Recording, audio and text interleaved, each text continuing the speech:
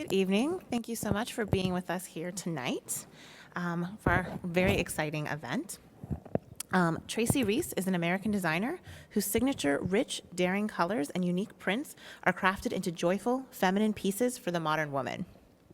Tracy Reese's design philosophy is rooted in a commitment to bringing out the beauty in women of all shapes, sizes, and colors. Stimulated by the world around her, Tracy Reese takes inspiration from nature, art, dance, travel, and global cultures. Tracy attended Parsons, the New School for Design, where she received an accelerated degree in 1984. In 1997, Tracy Reese launched her eponymous collection to rave reviews. Her secondary line, Plenty by Tracy Reese, was introduced in 1998. Tracy Reese designs have been featured in the top fashion publications, Vogue, Elle, Glamour, In Style, O, The Oprah Magazine, Essence, and Cosmopolitan.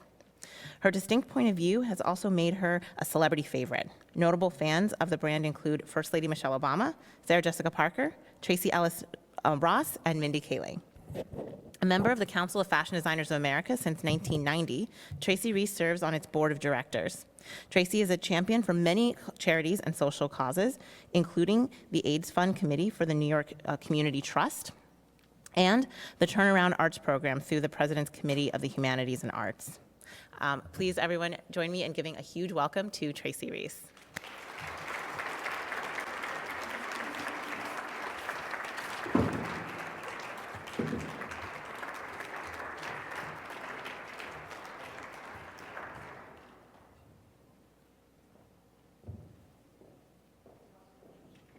Are we?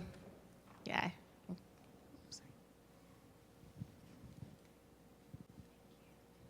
Welcome, and thank you so much for being with us here tonight. Thanks, Liz. Thanks for having me. Of course. So we're going to dig right in. So you very, very kindly not only gave us pieces for our Black Fashion Designers exhibition, you also participated in the video that was sponsored by the FIT Diversity Council, which have gotten such great attention in our exhibition and online. And one of my favorite things that you talked about in that video with Andre Leon Talley, you talked about how as a child, you would help your mother with her sewing, that she would sew a dress for a night out in a single day, and then you would do the finishing while she did her makeup. I loved this story. And so I wanted to ask, where did your mother learn to sew? And is there a family legacy in kind of fashion and sewing and making clothing? And did your mother ever imagine that you would turn these skills into such a big business? Right. Those are great questions. You know, I think my mom was largely self-taught. I'm sure my grandmother taught her some. My grandmother sewed out of necessity, but she was a working woman, so she didn't have a lot of time to sew. And my great-grandmother did a little seamstress work, but not professionally. So I think my mom was actually largely self-taught. I never thought about that before now. But she did also teach me. And, you know, back in the day, we had home economics in school, and we also learned some rudimentary sewing in home ec. And I think my mom must have had it as well, you know, when she was a girl, and really stuck with it. But it was a passion for her, and she had a lot of friends who also loved to sew. It was like a big production, you know, to go to the fabric store and buy patterns and, you know, get your fabric and notions and everything together. And it was always like really exciting, and I got that bug from her. So did she have a preference for certain patterns? I know designers put out patterns, but there were lots of pattern companies. Do you remember kind of a signature style that she looked for? You know, she loved a good Vogue pattern, but those were always really expensive. So she sewed from, you know, all of the companies, McCall, Simplicity, Butterick. It really depended on, you know, what the style was and if it was something that she thought would look cute on her. But she amended a lot of the patterns herself because my mom had a very curvaceous figure. She had tiny waist and big hips, and she really had to sew to find, you know, so she would have clothes that were tailored to her body. Oh, that's really interesting.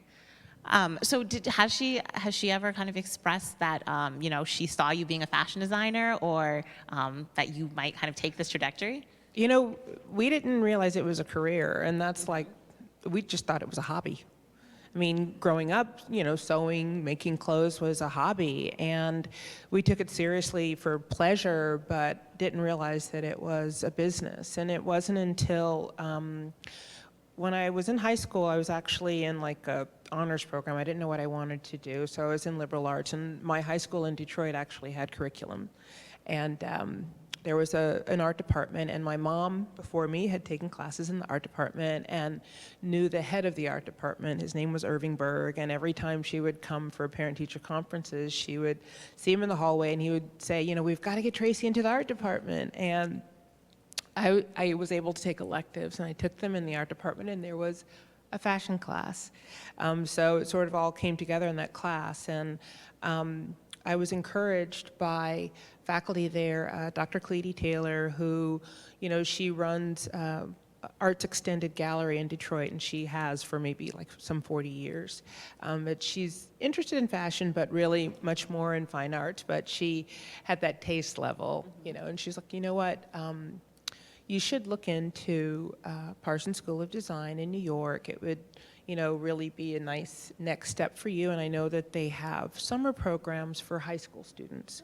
So the summer that I was 16, I came to New York for the Parsons summer program. And I had an aunt and uncle who were living in East Orange, New Jersey, and they had 2 babies. One was 11 months old and one was brand new.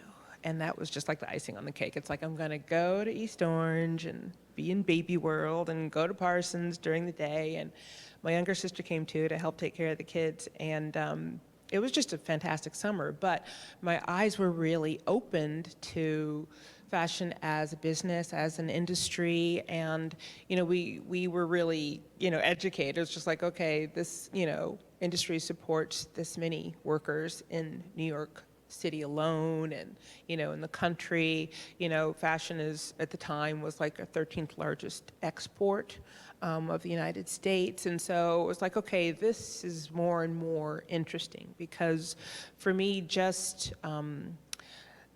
sketching and sewing didn't amount to a feasible, I mean, it's something I could go to my dad to with and say, I want to do this for a living. But the business side of it really excited and intrigued me. And I knew that I wanted to pursue, you know, career in fashion design. And, you know, I sold my dad on it. And, you know, for someone of my generation, you know, whose parents, you know, really had to work their way through college, and they were the first in their families to, you know, get college degrees and to get accelerated degrees. You know, everybody's kids were going off to be doctors and lawyers and X, Y, and Z. So to say, you know, that I wanted to go to art school and become a fashion designer, I really had to sell it. And I made a case, and, you know, they were behind me. I think if I'd been a boy, it would have been a lot harder, like impossible. But since I was a girl, I think my dad was like, well, okay. And my mom was all for it. She was always in the arts. And, you know, she taught modern dance at community college in Detroit, and her whole side of the family is extremely artistic. And I think for my dad, he was looking down the road, and he saw it as an opportunity for me to be an entrepreneur. So speaking of that, so after you graduated, you worked in Paris, and then you started your own No, line. I didn't. I wish. I did a little bit. My first job was with a contemporary company. The owner was French. Oh, I And see. the designer was Martine Sitbon, who is French. So I did have to go to Paris quite a bit to work with her. Wasn't there full time, but it was an awesome experience. It's been so exciting. Yeah, very. But then, very courageously, you started your own line. And so at that particular time, the business didn't work out, but then you were able to obviously build the company that you have now. So my question is, what did you learn from this first venture, and what did you do differently the second time? I learned that I was too young and I was too inexperienced. Those are like the key takeaways from that first failure. I mean, I was 23, 24 years old. And, you know, you think you know everything, and you're impatient, and you want to jump out there and do it. And my friends all had businesses. I mean, I went to school with Marc Jacobs, and we were like best friends all the way through school. He had his own business almost immediately out of school. My other best friend, Chris Isles, had a little store on First Avenue and First Street with another business partner, and she would literally stand behind the counter of the store stitching clothing, she and her partner, and they would, just finish a piece and hang it on the racks. But it was like this amazing little jewel box. And a lot of my other friends had started, small businesses, and every night, there was some midnight fashion show at, Palladium or someplace. And it's just what we were all doing. But the stock market crashed in 1988. And there was a lot less money to go around, and definitely there were fewer people who were willing to invest in fashion. And I was definitely at that stage where I needed a cash infusion. I was doing everything myself, and my dad had financed the business, and he would send me some money every month, but there was never quite enough, So when I closed the business in '89, it was the end of '88, Mark invited me to go to Perry Ellis because he had just gotten a job at Perry Ellis, and I went, and it was really nice getting a paycheck for a while, because it was very hand to mouth. I can't tell you how many times I was in landlord-tenant court, fighting to keep my apartment because I would use my rent money to buy, sample fabric or pay, a pattern maker or do whatever I had to do. Everything, all the other expenses came first. And it was super stressful, and I wasn't strong enough at that time to manage the stress and manage the business and do so much of it by myself. Well, it sounds like extraordinary that, that you're able to kind of get that off the ground at all. In today's, you see so many students who are so bright and so creative, Right. But business isn't necessarily their interest, and they'll say that, like, I'm not interested in, Right. that part, but it really is so, so important. You have to be interested in it at least to a degree. To handle the business side alongside design is physically impossible. I prefer to handle the creative side, but I am deeply interested in, the business of my company. But you need other people who know more than you do and who have expertise in different areas of the business, and production and finance and operations, all of the logistical parts of the business, and in sales, even more so. So I think that, kind of stepping out and taking a breath and giving myself the opportunity to gain more experience, to meet more people. We got off to a great start. We sold Barney's and Bergdorf's and, Saks and all these stores at the very beginning.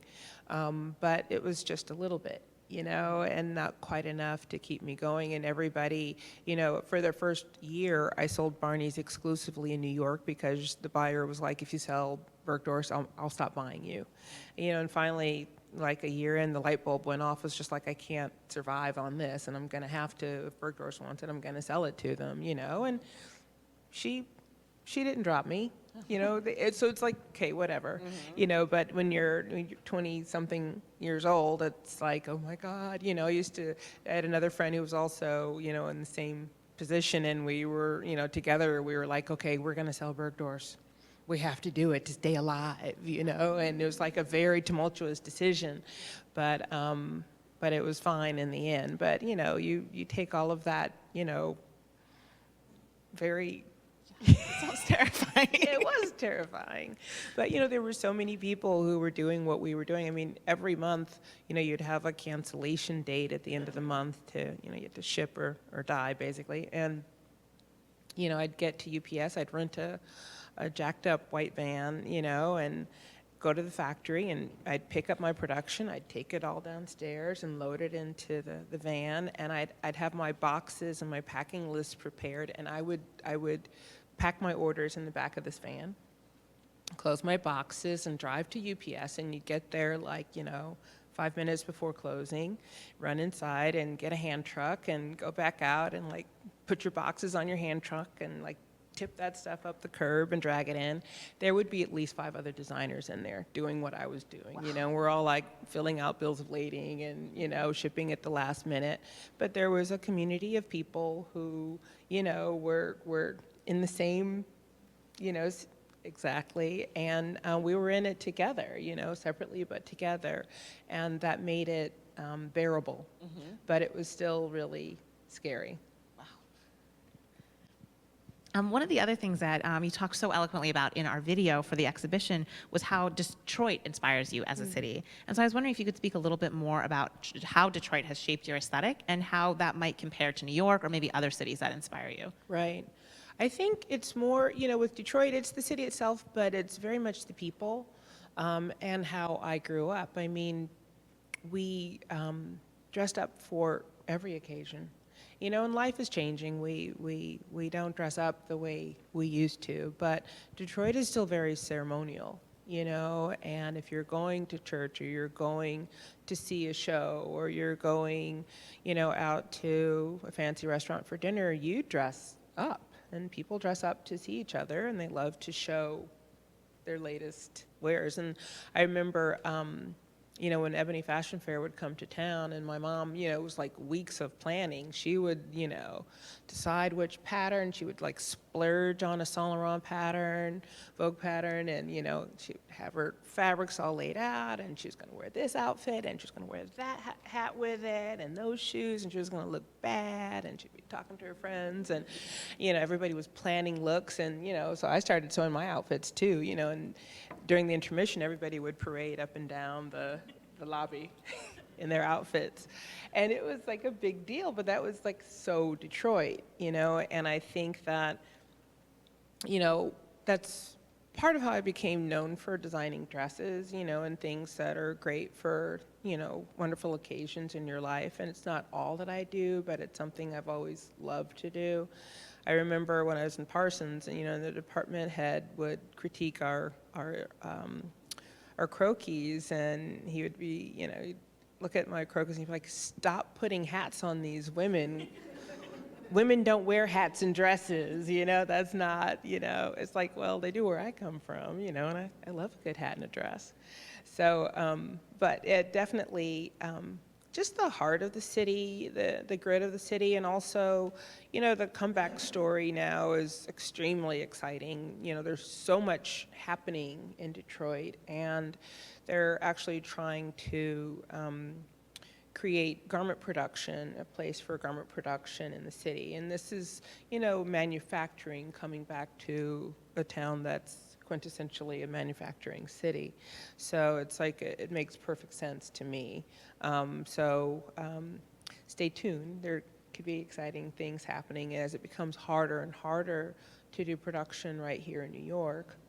The zoning has changed dramatically. It's just really tough, and I think extremely hard for young designers starting out to access factories and, really get their production managed here in the city. When I started, it did everything like in a 3-block radius in the garment center, and that is no more.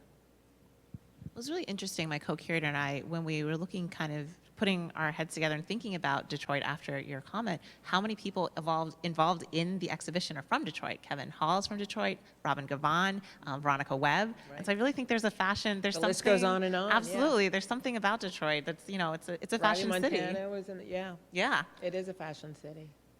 And Anna Sui, who wasn't in it, is from Detroit. Yeah. John Varvatos. I mean, there are quite a few people. That's interesting. There's something there. Yeah. That's interesting.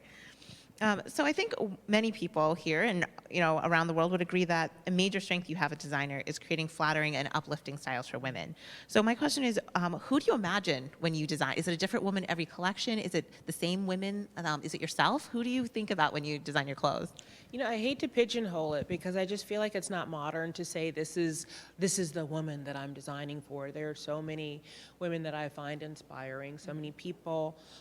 It is a selfish thing, it's like, what do I want to wear next, or what's not working for me in my wardrobe now? What problem do I want to solve? In our office, we've got, a couple dozen women who are all different shapes and sizes. So it's always interesting to sit down and really talk about it. It's like, what are you excited for next? What do you wish you had? What did you see that you thought was cute? So there's that, but I really hate to hone it down to any one type of woman. If anything, it's an attitude. Mm-hmm. Someone who's optimistic, who loves color, who's interested in silhouette and beautiful textiles. So you've been really successful in branching out into multiple categories and product lines. So when did you know it was the right time to expand your business? And what are the kind of the challenges you have in creating simultaneous lines? Yeah. I mean, success has been, up and down. It really depends on what's going on in the market, in our market, and in the economy. We've had licenses for handbags and shoes, and that was an interesting, we've had 2 different licenses for shoes, one for handbags, and both were really interesting experiences. With handbags, I always felt that it wasn't necessarily the right category for us. It was an interesting category to me. But I find that, we're a contemporary resource, which means, we are affordable fashion. It's still expensive for most people. If you say a dress is going to be $450, that's like way too much for a lot of people. But we start on Tracy Reese at about, 198 to 225 to 275 for a blouse, maybe $300 to $500 is like the median for a dress. And the customer that can afford those prices for clothing doesn't really want a contemporary handbag. So say our handbags were like $500, between probably four and six. The woman buying a $400 dress, she actually wants a $2,000 bag. She wants a luxury handbag where, everybody knows what it is. So it was sort of a shrinking market, and it's there are very few resources in that price category that have, really seen a lot of saturation in the market. It's kind of challenging. The licenses themselves, maybe their goals, their business goals too, are not in sync with yours, and not really interested in world domination. I don't want my product to be in every single department store. I think it loses a lot of its cachet if it's too available. But the licenses, in order to make profit, they want to put it in as many doors as possible, and it's a volume business. So I think I was always at odds a little bit with that concept.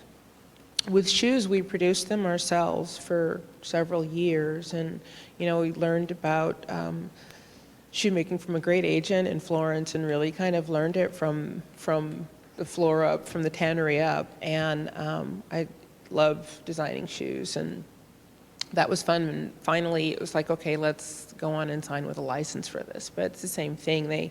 It's like a world domination mindset. We want to open market with 80 styles and blah, blah, blah. And it was just overwhelming. And it's like, what about, 12 really good ones? Yeah. Let's open with 12 really good ones that really say something about the brand, and not have to have an example of every style in every category. It's we're not about duck boots, or we weren't at the time.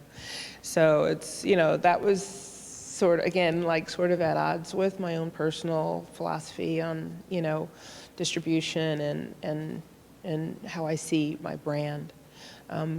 For Plenty, which is our secondary line, which is a little less expensive, it's more lifestyle oriented, we did home collection, which again we started producing ourselves, and I really loved doing that.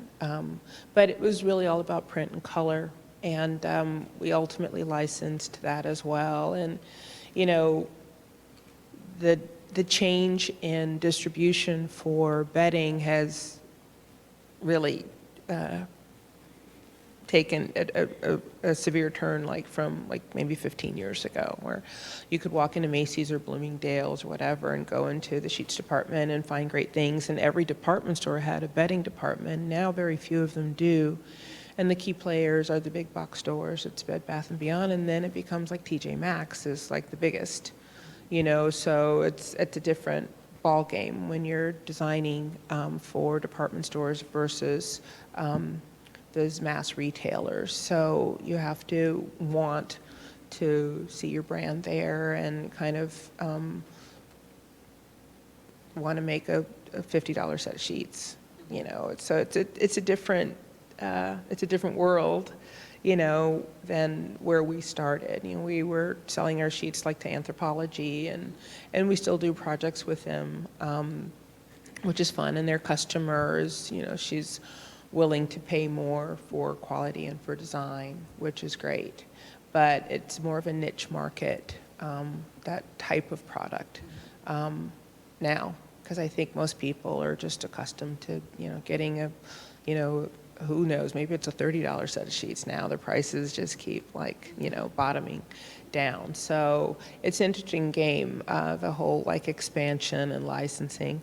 Lately, you know, what I've been really excited to do is expand sizing, and for spring 2017 we expanded our sizing out of the traditional contemporary 0 to 12, and we're going up to 18 on certain styles, and we continue that for fall and hope to expand, you know, up to 24. But right now we're on a learning curve, and also working with our retail partners to make sure that the expanded sizing is housed in the same department as the 0 to 12s, because I don't believe that size 18 should have to go, you know, to the basement or to the attic to find her clothes. She wants to shop with everybody else on the fun floor with the good music, you know. So, you know, it's taking time, but they're really starting to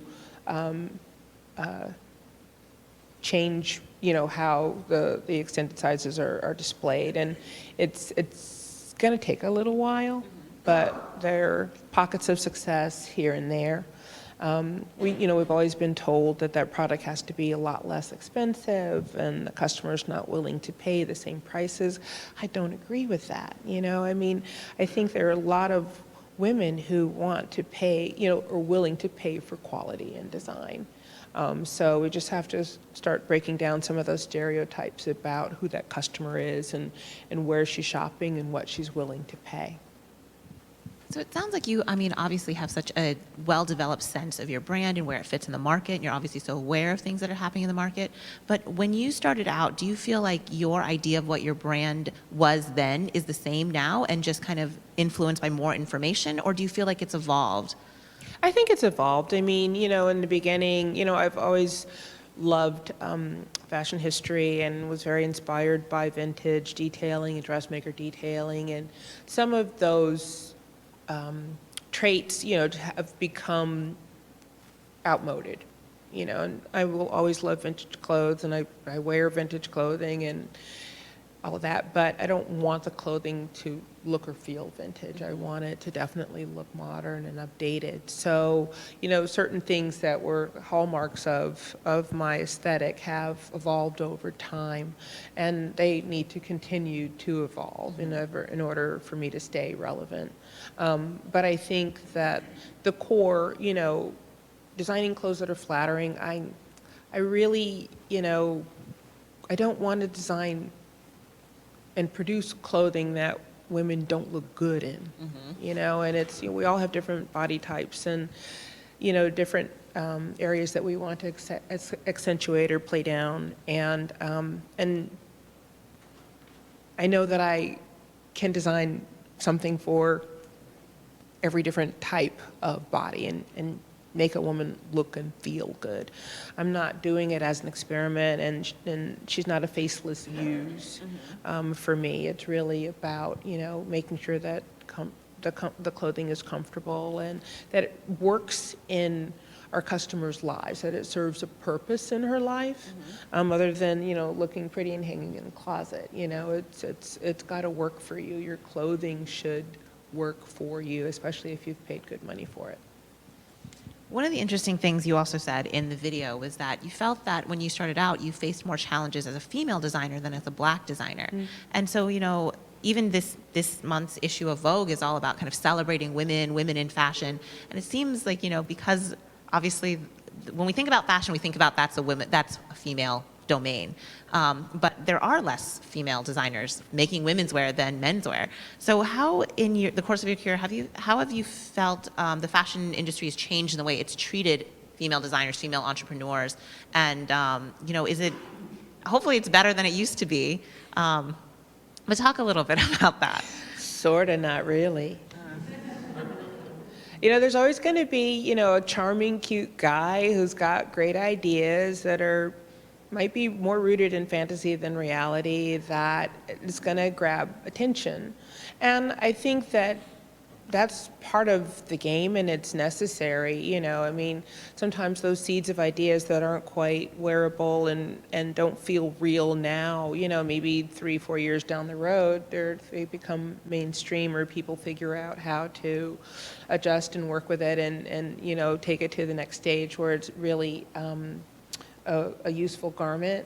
I think that women editors are not as charmed by female designers, and that's just real. I mean, when we were at Parsons, you know, we used to call our class the aluminum class, and we rated the classes in metals. So the class before us was platinum. The balance of male to female in that class was about 50-50. And it was a small class of 30 graduating students, so it had all the platinum qualities. Our class was 43, and out of the 43, there were, I think, 37 females and 6 males. So we were aluminum, and we were too large, and there were too many women. And the class after us had a few more guys, and they were a little bit smaller, you know, so it's like we rated the classes, because they didn't like our class, because we weren't, you know, a bunch of charming, you know, fellows, and it was very obvious, you know, the treatment was definitely different. And, you know, getting into the industry, I mean, at the time that I started, you know, it was an industry full of like old school garmentos who would kind of look at you like, you don't know what you're doing, you know, and you're a girl, and, you know, the people holding the pocketbooks, weren't eager to open them up to women. And I think, you know, as a woman of color, as a person of color, I've never sought out discrimination. It's like, if I want to do something, I'm going to figure out how to do it. If you don't like how I look, then that can't be my problem. I might not get what I want when I want it, but I will achieve it at some point in my own time, at the right time. So, you know, when I say that being a person of color was not as difficult as being a woman, I think probably because I ignored some of the discrimination that was aimed at me.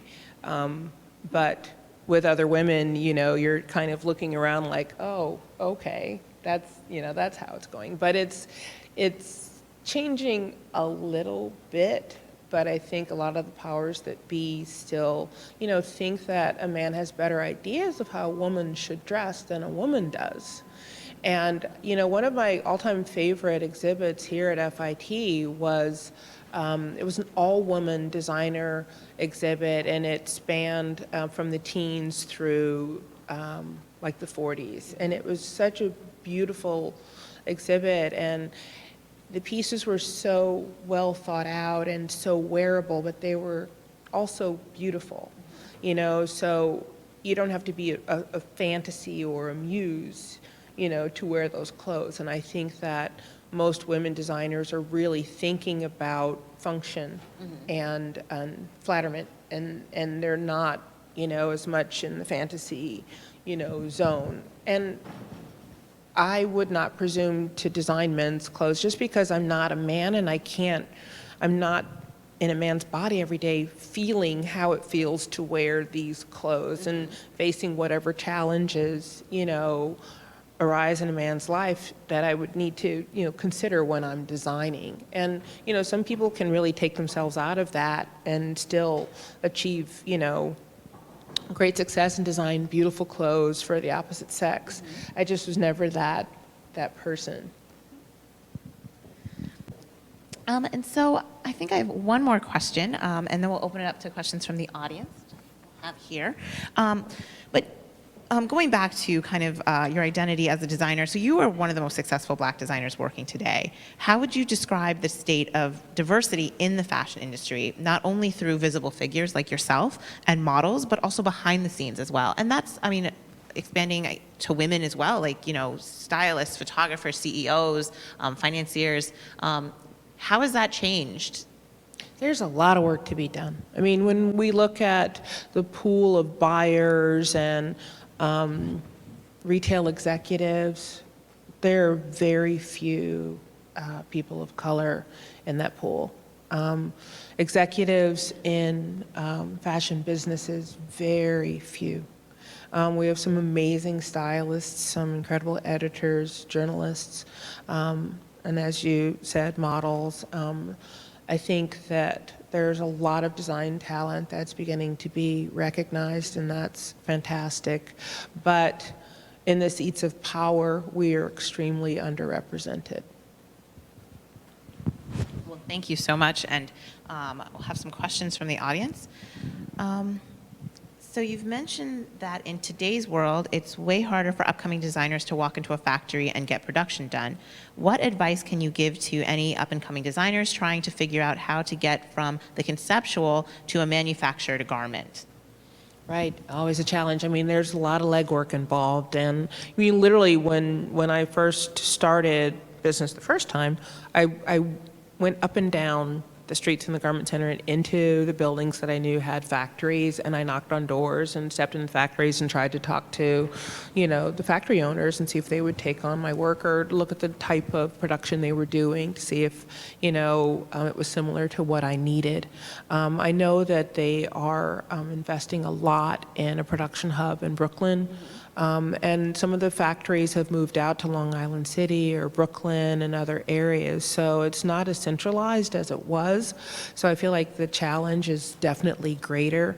I think that the Brooklyn hub will make things a little bit easier if it even just centralizes some of the sub-factories, the pleaters, and the people who make spaghetti, the bias cutters, the bonding, the fusing, all of those other factories that we also need to complete a garment. But you just have to do that footwork, and you have to network. CFDA does have a lot of information that's available to young designers looking for production, looking for factories and looking for introductions. So I would definitely get in touch with CFDA.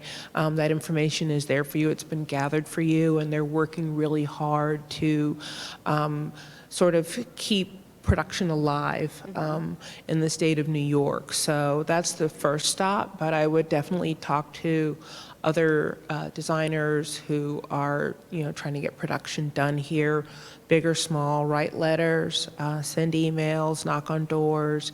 You're going to have to really network it, but take advantage of CFDA, and they have a lot of information, but also extensions and people who can give you even more. So this question, it says, what do you look for in a new hire? But I wanted to circle back, because one of the things that you said is that learning sewing from your mom or in high school, like, you saw you could construct a garment, you could physically build it, and you took those things that were a hobby and were fun, and then you realized when you went to Parsons for summer that it could be a business. Right. And do you feel that new hires or interns that you get, do you feel like they have an opposite view, that that they look at fashion as kind of more conceptually or as a business and are less attuned to kind of the physicality of it? Or do you find that people come up the same way that you did, starting with kind of the physical object? No two people are alike. Everybody's path is different. Mm-hmm. Each school has a different focus, a different strength. Each person has different drive, a different goal in mind. So I find that there's not one state of mind that I encounter over and over again. And I'm, I probably don't hire as others do. I'm really looking for an attitude, a can-do attitude. Mm-hmm. I'm just brought up old school. It's like, if my mother sent me upstairs to find something, and that line was, "Don't make me have to come up there myself." And there was nothing worse in life than doing a half-done job. So it's like, if you're coming to me with, a can-do spirit, and you're a team player and you're resourceful and you've got common sense, all of those things rate higher for me than your talent. You can have so much talent and not be able to utilize it because you can't get past yourself, or you think it's okay to half finish something, that there's going to be some fairy come up behind you and sort of finish that with a sprinkle of a wand. So I'm not interested in, and especially with kids coming out of school, it's like recognizing that there's a lot you need to learn and being open to doing every facet of this work. As someone who started a business and had to do everything in the beginning, I mean, I used to like hand tally my orders so that I could make a cutting ticket. And I used to, do my own picking and packing, write my own invoices, and, obviously I did my own shipping. And you have to be willing and interested in the whole job, the whole industry, because I think if you just pick a little place in it that is your comfort zone, you're not going to grow, and you're also not going to be appreciative of your coworkers and ultimately your employees. So this question is, looking back at kind of fashion history, who's your favorite kind of historical designer, or or a couple of people that you maybe draw inspiration from, or maybe just love? Well, it goes back to that exhibit. I mean, I've always loved Vionnet and Calossure, and a lot of them are decorative designers, and Vionnet obviously was an amazing draper and pattern maker, and her stuff still looks modern now when you look at how, some of those little quarter scale drapes came out, and you look at the genius behind the patterns. It's like that's so valid, right now. So I tend to love designers from that era. I always did love Martine Cipon's work, and a lot of people here might not know who she is, but she was, really strong in the 80s and 90s, and I think she's kind of more behind the scenes now than she was then. But I worked for her, and I know her crazy sense of humor, but the amazing talent that was there. I mean, it was a gas working for her, and she also loved fashion history. And she would call me up and, I am thinking about the 70s, and I've been watching old Soul Train. I want you to go to the library. And at the time, we would go to the library and take Xeroxes of pictures from old books and magazines. You didn't go, Google everything. You had to go out and really look for stuff. And she loved the fact that I could, come to FIT Library, I could go to Parsons Library, or I could go to New York Public Library and find, imagery from the 70s. She always loved the 70s, but it was hilarious, and her process was fun, and it taught me a lot about the actual work of design, but also not to take it all too seriously.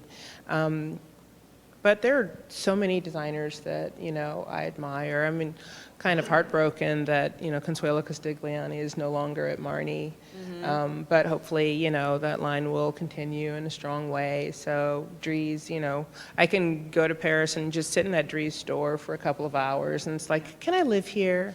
It's so pretty. Yeah. I love this big amber couch. Well, thank you so much for being with us here tonight. Thank you. It's been a pleasure.